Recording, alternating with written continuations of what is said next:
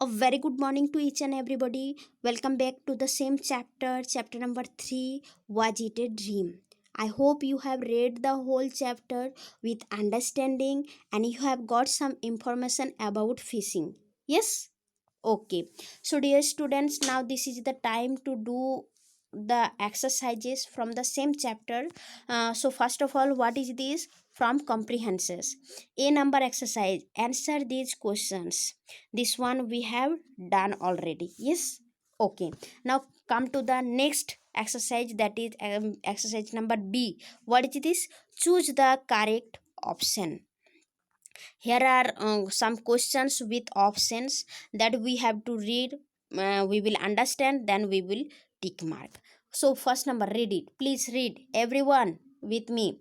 Frank did not play with Rita because there was a girl in this chapter. One girl or boy was there. They were Frank and Rita. So Frank, Rita's brother, he did not play with Rita.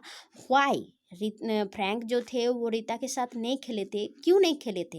He did not want to sit still. Means वो Frank जो थे वो नहीं चाहते थे बैठने के लिए. और he wanted to catch some fish, और वो सम फिश पकड़ना चाहते थे. और he was feeling sleep tired, और वो टायर्ड फील कर रहे थे. Which one is correct? Please tell me. Yes, B number. He wanted to catch some fish. Now come to the second number. The largest fish was trying to. एक हमने fish के chapter में जो group of fish के बारे में पढ़े थे, जो सबसे ज़्यादा लार्जेस्ट बिग थे, है ना, mother fish. She wanted to, मैंने see the largest fish was trying, see trying to, क्या कोशिश करने के लिए चाहते थे? Warn the little fish about the danger. Danger means जो लिटिल, सबसे ज़्यादा लिटिल फिश थे जो वो बेट को बाइट करना चाहते थे, उनको वार्निंग देना चाहते थे कि देयर इज़ ए डेंजर, वहाँ पे कुछ खतरा है. कि B number, remove the worm from the fishing line, और वो रिमूव करना, निकालना चाहते थे फिश को फिशिंग लाइन से. ओके.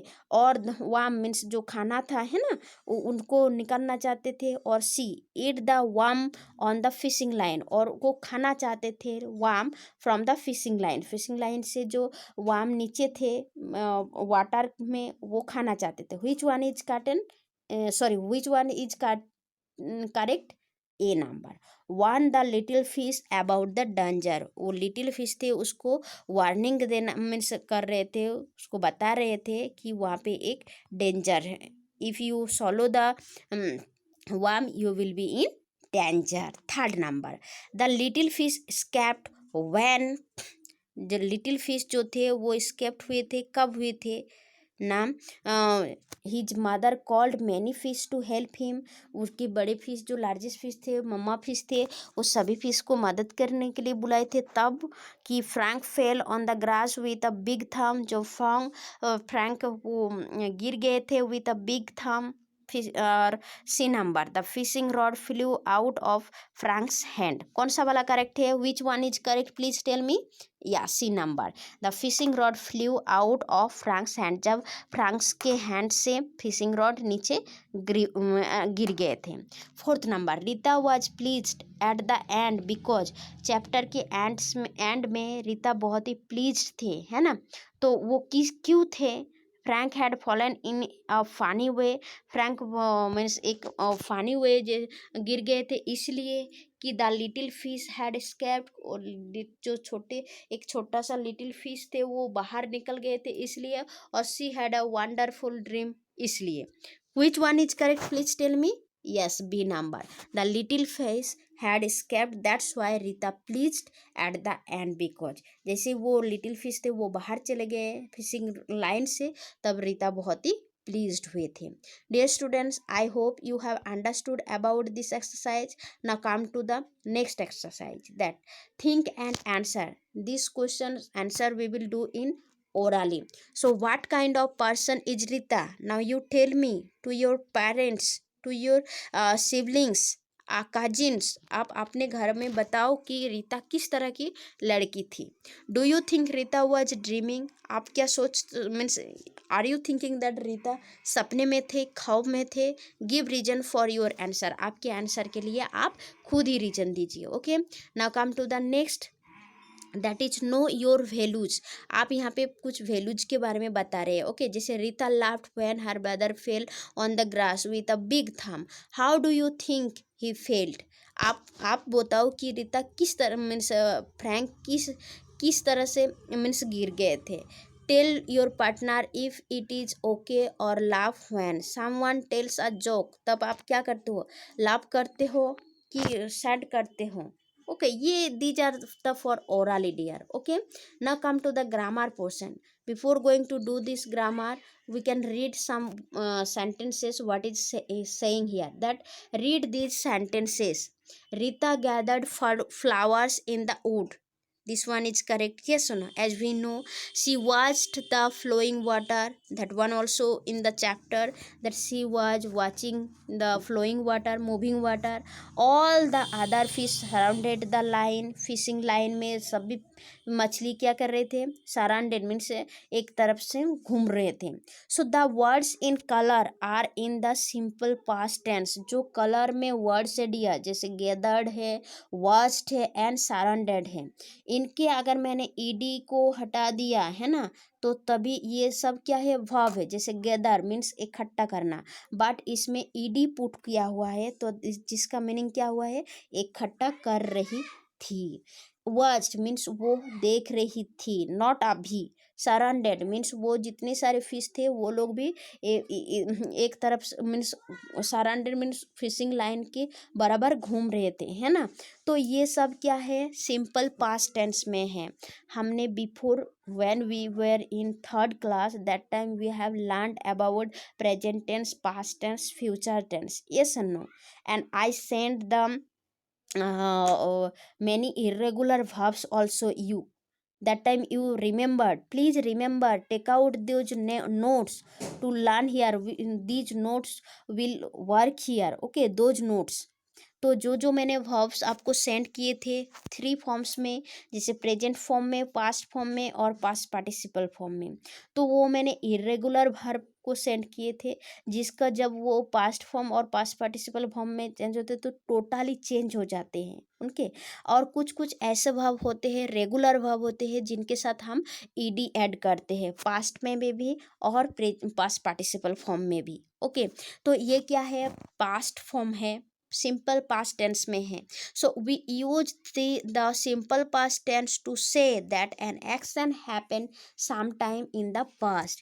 दिस सेंटेंस हम दिस वर्ड्स हम सॉरी दिस सेंटेंस हम कब यूज करते हैं, जब कुछ घटना कुछ हैपेंड हो जाते हैं कुछ ही देर पहले, अतीत में कुछ घटना हो जाते हैं, that is not happening in the present time. Past means sorry वर्तमान में कुछ नहीं हो रहे, पास्ट में हो चुका है, तब हम ये सिंपल पास्ट यूज करते हैं। Okay, see the example that Tanveer and Tina played in the garden all day. तो ये लोग अभी नहीं खेल रहे हैं, ओके, दे प्लेड मीन्स वो लोग खेल चुका है, तो दैट्स वाई प्ले के साथ हमने क्या ऐड किया है, ईडी ऐड किया है। Okay dear, got it, means अभी नहीं हो रहे हैं, कुछ देर पहले हो चुका है, और उनके साथ हम क्या लगाएंगे, ईडी लगाएंगे। Okay, so see here, first number has done for you. Read this exercise, that complete these sentences with the correct form of the words in the brackets. brackets में कुछ verb दिया गया है जिनको आपको past form में लाना है, फिर ये जो blank है उसको भरना है। तो first number has done for you. See, Bandana reached school on time this morning. Okay, second number is Amir dash a picture in his book. तो कलर है, कलर के साथ क्या आएगा, ईडी। आपको कलर भी वर्ड जो है ये भी लिखना है, और लास्ट में क्या ऐड करना है, ईडी ऐड करना है।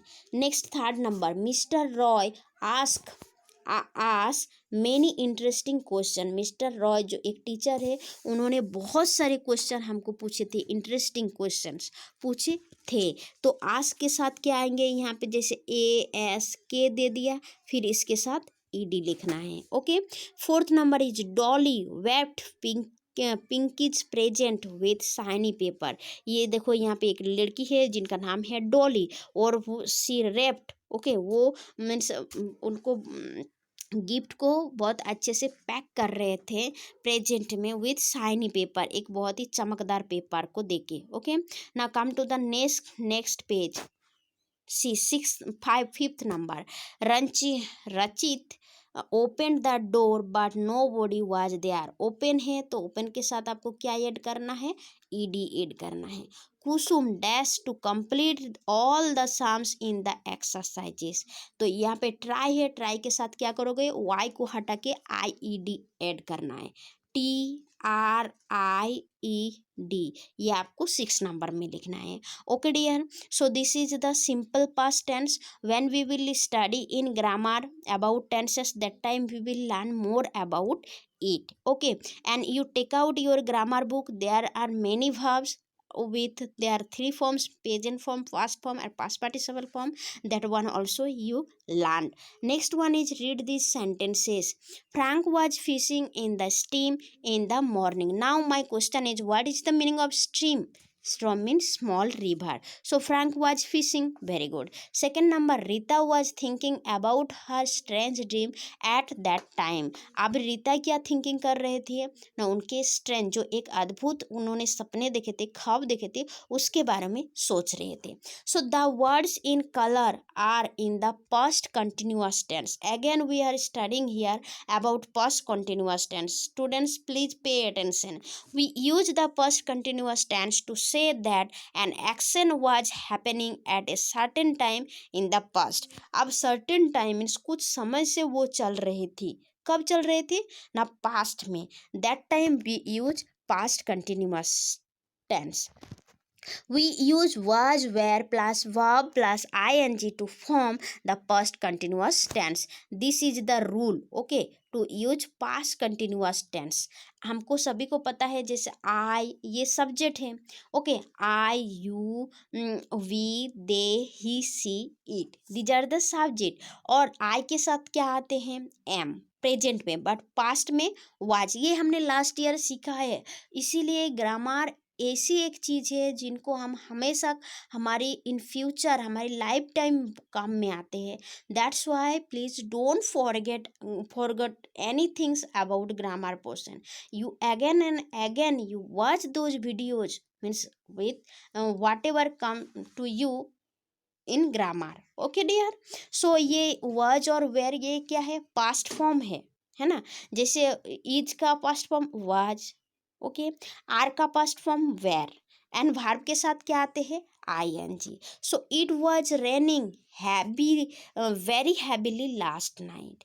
ओके, इट के साथ ई जाते हैं प्रेजेंट में, बट पास्ट में क्या आता है, वाज। और जब भी हम हेल्पिंग वर्ब को यूज करते हैं, एम इज आर को, वाज वेर को, तब वर्ब के साथ क्या आ जाते हैं डियर, ing फॉर्म आते हैं। ये हम सभी को पता है, यस और no. okay, next, so like this you do this exercise, okay, with help of this video. And if you have any problem, okay, first number I will do for you, you can listen it, that second first number has done for you. now second number, Samina कितने हैं, एक ही है। सामिना के साथ क्या आते हैं, is, तो ऑब्वियसली यहाँ पे क्या आएंगे, वाज। देन सामिना और टॉक के साथ क्या आएंगे, ing. So Samina was talking to her friend in the evening. अभी नहीं बात कर रहे थे, इवनिंग में टाइम में कुछ समय को लेके बात कर रहे थे। देन जिया डैश, जिया भी एक है, तो Jiya was reading a book in the library all morning. Got it. Now like this you do this remaining exercises. Okay dear, now and again if you have any questions you can call me personally. okay, this is also same, underline the correct words to complete these sentences. इसमें आपको correct words को complete underline करने के लिए बोल रहे हैं। Okay, so do it at your home and send it back to the WhatsApp group. Thank you very much, have a good day.